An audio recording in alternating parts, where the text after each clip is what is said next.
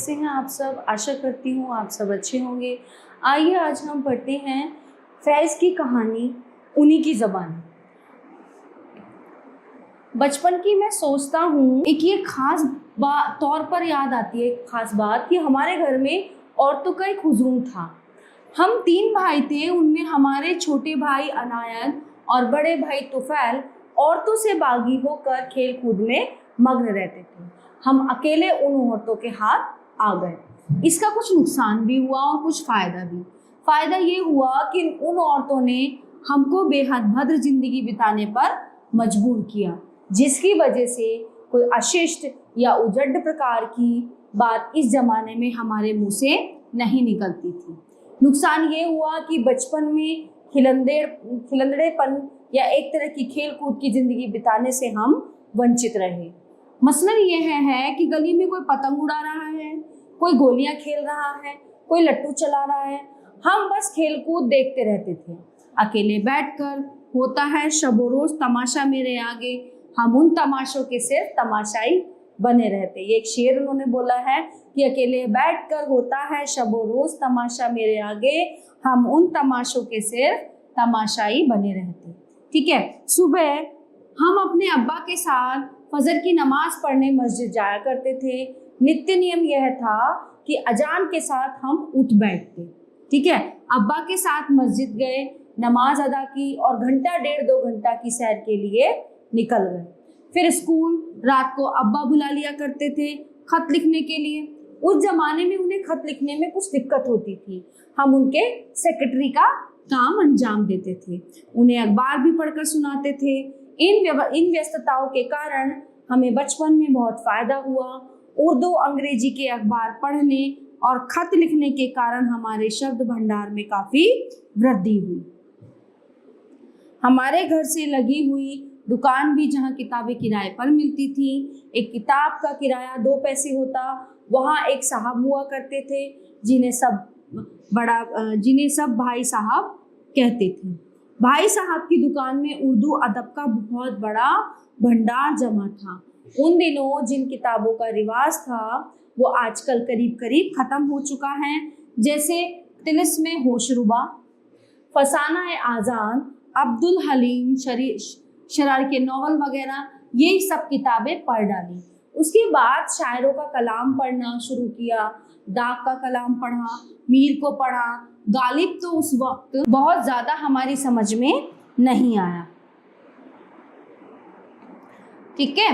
दूसरों का कलाम भी आधा समझ में आता था और आधा नहीं आता था, लेकिन दिल पर असर कुछ अजब किस्म का होता था। यो शेर से लगाव पैदा हुआ और अदब में दिलचस्पी होने लगी। हमारे अब्बा मुंशी घर के एक तरह के मैनेजर भी थे। हमारा उनके किसी बात पर मतभेद हो गया तो उन्होंने कहा, अच्छा आज हम तुम्हारी शिकायत करेंगे कि तुम नॉवल पढ़ते हो। हमने उनसे बहुत मिन्नत की कि शिकायत ना करें, मगर वो ना माने और अब्बा से शिकायत कर ही दी। अब्बा ने हमें बुलाया और कहा, मैंने सुना है तुम नॉवल पढ़ते हो। मैंने कहा जी हाँ।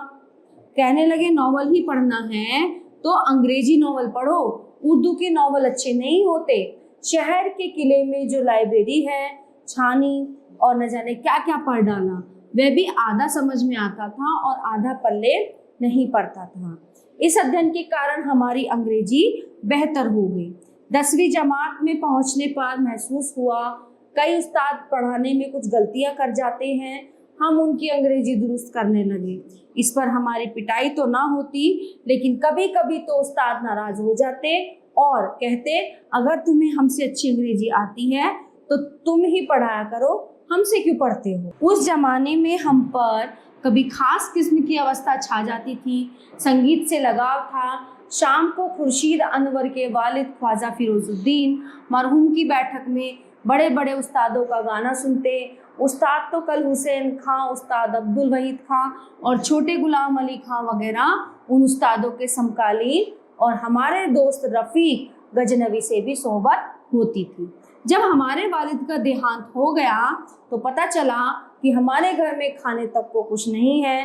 कई साल तक दर बदर फिरे और फाका मस्ती की, उसमें भी लुत्फ आया, इसलिए कि उस वजह से तमाशाए अहले करम, दुनिया का तमाशा देखने को बहुत मौका मिला। गर्मियों की छुट्टियां होती तो हम कभी खुर्शीद अनवर और भाई तुफैल के साथ श्रीनगर चले जाया करते और कभी अपनी बहन के पास लायलपुर पहुंच जाते, कभी अपनी सबसे बड़ी बहन के यहाँ धर्मशाला चले जाते, जहाँ कुदरत के दृश्य देखने का मौका मिलता और दिल पर एक खास किस्म का नक्श पड़ता। हमें इंसानों से जितना लगाव रहा उतना कुदरत के दृश्य और प्राकृतिक सौंदर्य के अध्ययन से नहीं रहा। फिर भी उन दिनों में मैंने महसूस किया कि शहर के जो गली मोहल्ले हैं उनका भी अपना एक हुस्न है, जो दरिया रेगिस्तान पहाड़ों और मैदानों से कम नहीं। अलबत्ता उसको देखने के लिए बिल्कुल दूसरी तरह की हमें नज़र चाहिए। हम मस्ती दरवाजे के अंदर रहते थे। हमारा घर ऊपरी मंजिल पर था, नीचे बदबूदार नाला बहता था, छोटा सा एक चमन भी था, चारों तरफ बाग थे।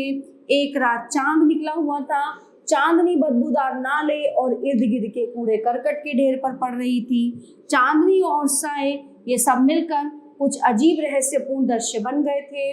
चांद की मेहरबानी से दृश्य की कुरूपता छिप गई थी और कुछ अजीब किसी किस्म का हुस्न पैदा हो गया था, जिसे मैंने लिखने की कोशिश भी की है। शहर की गलियां मोहल्ले में कभी दोपहर के वक्त, कभी शाम के समय कुछ इस प्रकार का रूप आ जाता है जैसे कोई परिस्तान है। आधी रात चांद, आत्मविस्मृति, खामोशी के बोझ से चारों ओर वगैरह इसी जमाने से संबंधित रचनाएं हैं। एमए में पहुंचे तो कभी क्लास में जाने की जरूरत हुई, कभी बिल्कुल भी जी न चाहा। दूसरी किताबें जो पाठ्यक्रम में नहीं थी पढ़ते रहे, इसलिए इम्तिहान में कोई खास स्थान हासिल नहीं किया। लेकिन मुझे मालूम था कि जो लोग प्रथम द्वितीय आते हैं हम उनसे ज़्यादा जानते हैं, चाहे हमारे नंबर उनसे कम ही क्यों ना हो। ये बात हमारे उस्ताद भी जानते थे। जब किसी उस्ताद जैसे प्रोफेसर डिक्सन या प्रोफेसर हरीश चंद्र को लेक्चर देने को जीना चाहता तो हमसे कहते, हमारे बजाय तुम लेक्चर दो, एक ही बात है। अलबत्ता प्रोफेसर बुखारी बड़े कायदे के प्रोफेसर थे, वे ऐसा नहीं करते थे। डिकन्सन के जिम में 19वीं सदी का गद्य इतिहास था, मगर उन्हें इस विषय में कोई दिलचस्पी नहीं थी। इसलिए हमसे कहा 2-3 लायक लड़के हमारे साथ थे, उनसे भी कहा 2-2, 3-3 लेक्चर तुम भी तैयार कर लो, किताबों के बारे में कुछ पूछना हो तो हमसे आकर पूछ लेना। अस्तुनी मुस्ताद हम उसी ज़माने से में हो गए थे। कॉलेज के ज़माने में हमें कोई ख्याल ही नहीं गुजरा कि हम शायर बनेंगे। शुरू में ख्याल हुआ कि हम कोई बड़े क्रिकेटर बन जाएं, फिर भी जी चाहा उनमें से कोई बात भी ना बनी। हम न क्रिकेटर बन सके, न समीक्षक और न रिसर्च ही। अलबत्ता उस्ताद होकर अमृतसर चले गए। हमारी ज़िंदगी का शायद सब खुशगवार ज़माना अमृतसर ही का था। एक तो इस कारण कि हमें पहली बार पढ़ाने का मौका मिला तो बहुत लुत्फ आया। अपने विद्यार्थियों से दोस्ती का लुत्फ, उन लोगों से दोस्ती अब तक कायम है। दूसरे यह है कि उस ज़माने में कुछ संजीदगी से शेर लिखना शुरू किया। ठीक है, तो इसके लेखक हैं सुरजीत सिंह जी। आशा करती हूँ कि ये पाठ आपको अच्छे से समझ आया होगा। धन्यवाद।